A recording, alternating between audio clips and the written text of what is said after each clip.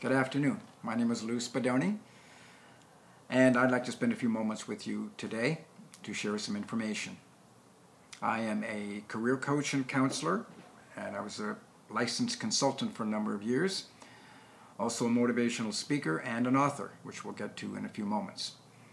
But my background, I spent about 30 years in the weight loss industry as president of an international weight loss organization. I also helped to start and run a number of other organizations in the healthcare and personal growth industries. And I want to tell you a story today about someone that I had known well a number of years ago, and his name was Sid Craig. And Sid Craig is the husband of Jenny Craig. And before they started Jenny Craig Weight Loss Centers, I was living in Los Angeles running our organization, and Sid and Jenny were acquaintances, and I would say friends. And I would meet them for lunch and for dinner with my boss, who was also a very good friend of Sid Craig, and they would make sure that whatever restaurant we would go to, that we would have butcher block paper, that white paper that people used to be able to write on in restaurants. Maybe they still have it. And they would bring their pens, and all we would talk about was their business plan and their business and what they should do and how they should do it and where they want to do it and how they want to do it.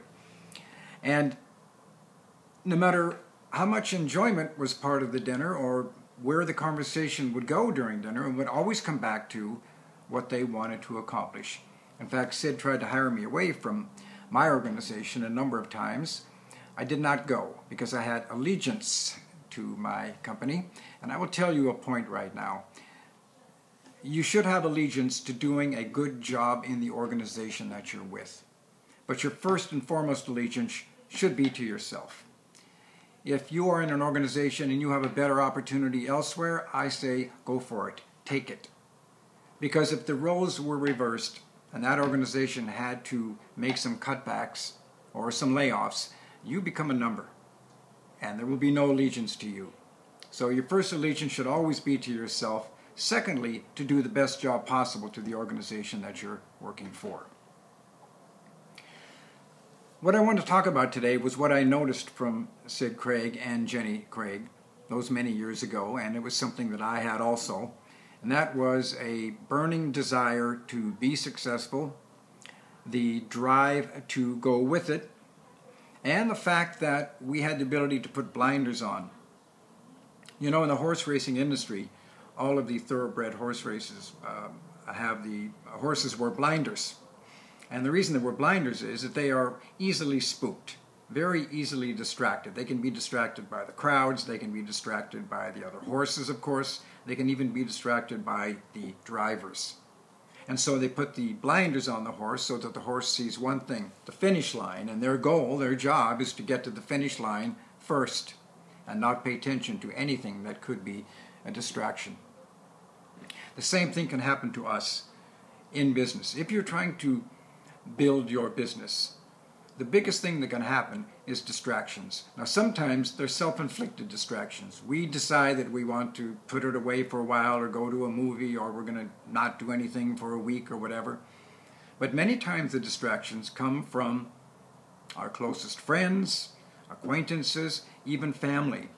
And they'll tell you, oh, it's too hard to get there, it's not possible to get there, it's going to take you too long to get there.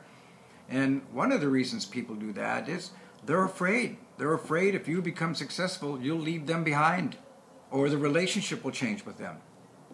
So you have to be very careful to not be distracted by people who, either consciously or unconsciously, have their own reasons for not wanting to give you the support.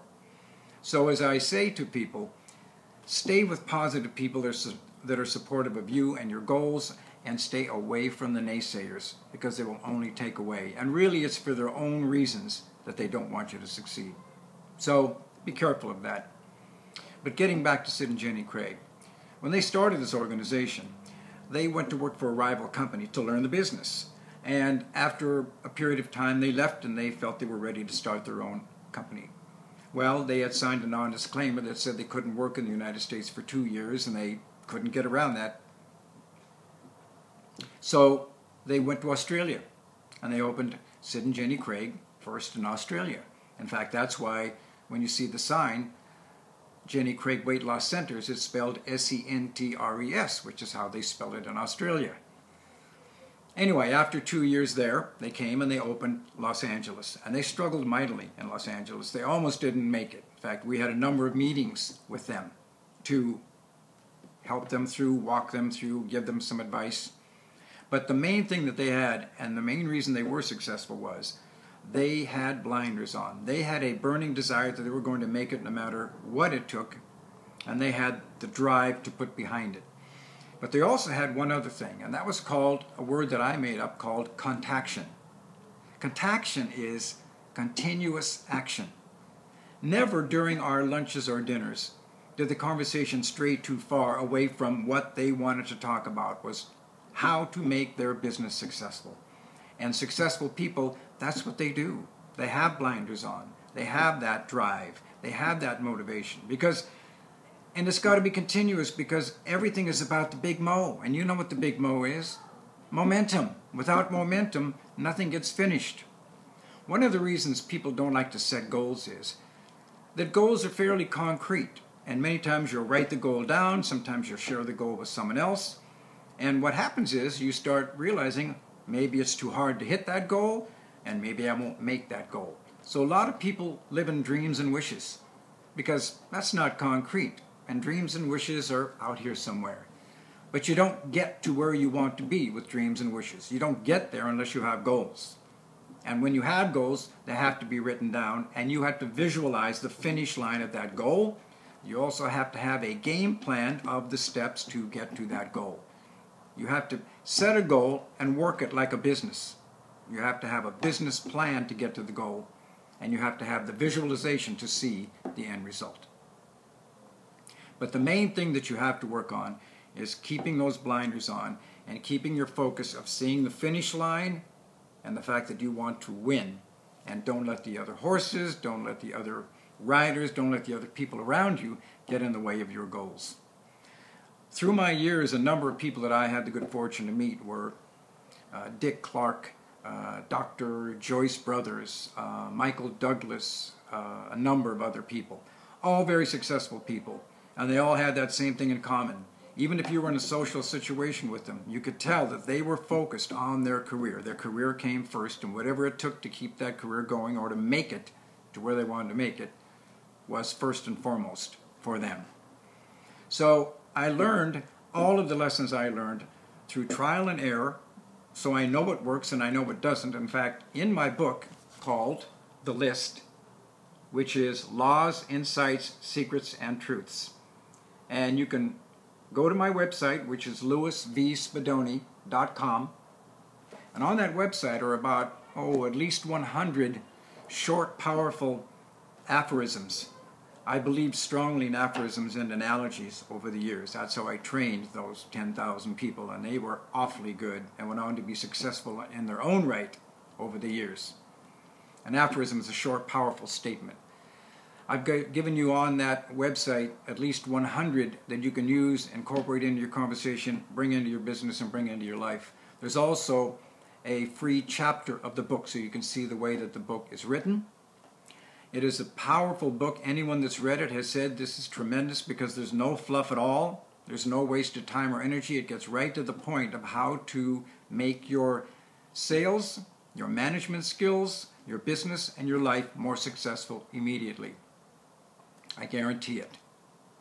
But if you want an idea of what it's like, just go to the website, and there's some free aphorisms, at least 100 of them, and a free chapter. That's enough of that ad.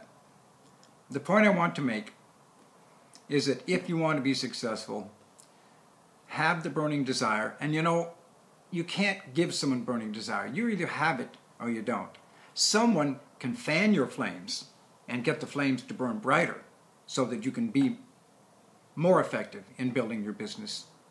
But no one can give you that burning desire. You have to either have it or say, I want it, and develop it.